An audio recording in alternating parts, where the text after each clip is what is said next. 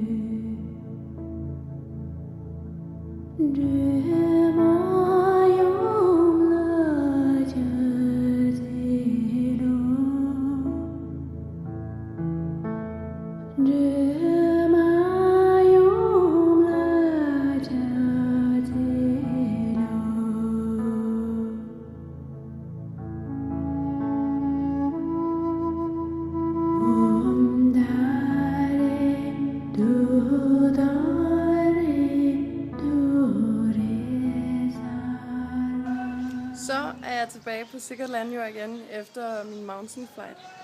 Det var en rigtig fed tur, og det var super flot at se bjergene. Jeg havde regnet med, at vi kom tættere på, end vi gjorde. Men det var super fedt, at vi også kunne komme op i cockpittet og kigge ud og se alle instrumenterne og sidde og snakke med piloten, og han tog billeder for mig igennem vinduet og sådan noget. Det var super fedt. Og så til at starte med, så undrede jeg mig over, at flyet det var så meget forsinket. Men så fandt jeg ud af efterfølgende, at det var fordi, at der havde været skyet, så de ville ikke sende os afsted, før at udsigten den var bedre.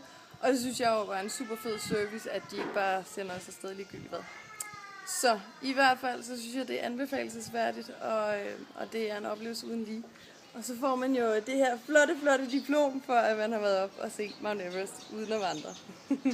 Namaste.